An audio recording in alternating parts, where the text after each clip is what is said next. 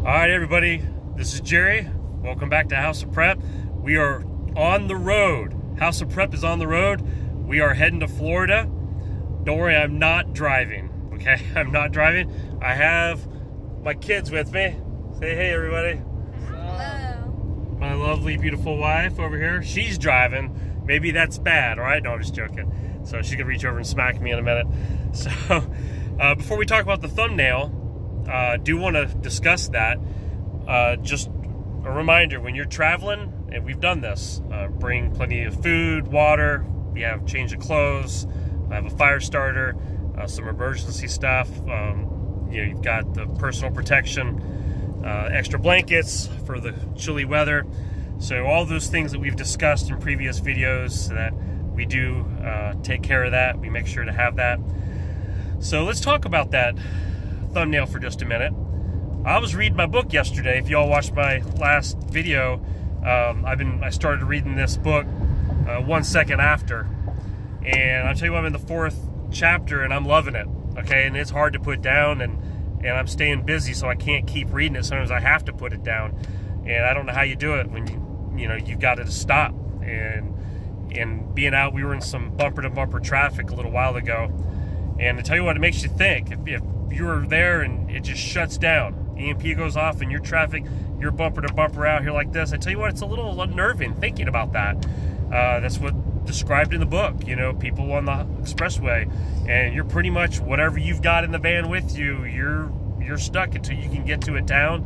And then towns are going crazy, and not trusting people coming into the towns, and it can get pretty unnerving. So definitely wanted to pack a few extra supplies, and it makes you think.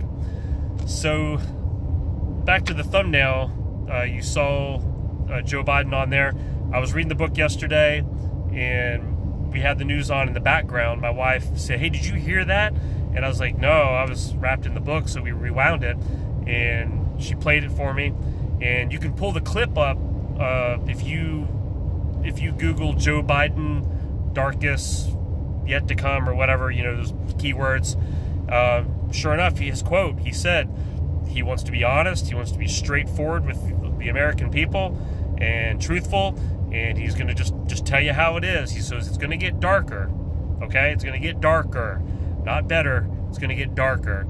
And I know he's talking about maybe some of the numbers and sicknesses, but I also believe he is not revealing all of his cards.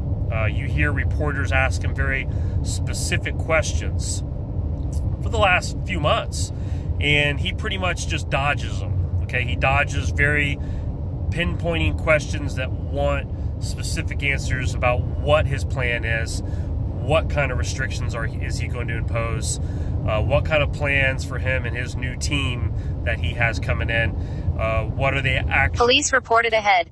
And he said that, he will cover that later, and that right now, we're focused on blah, blah, blah.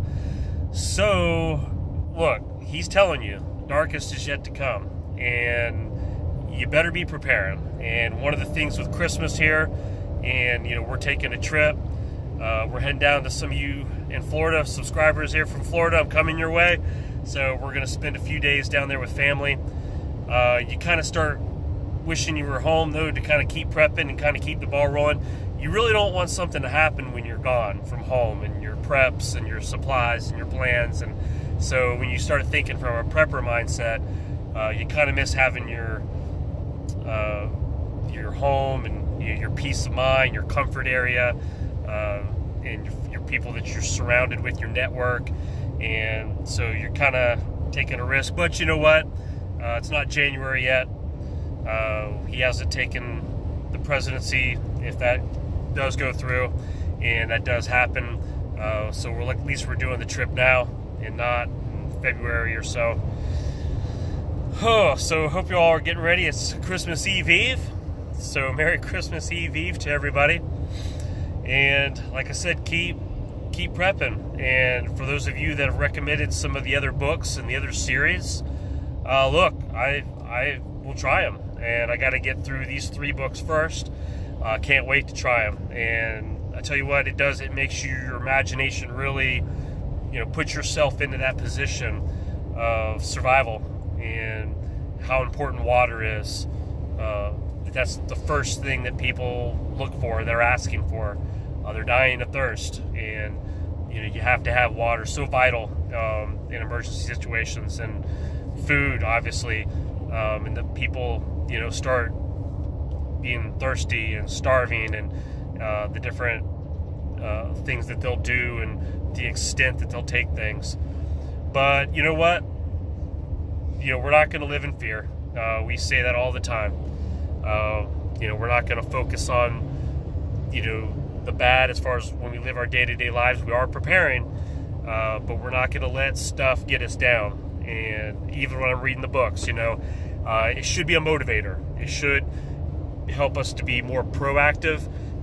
It should help us to make better plans, to take an assessment of our situation, see where we're at with our preps, help us take a step back and realize, you know what, I don't think I'd be ready for that. And in regards to the EMP, you really start reading the story and a realistic look at what could take place.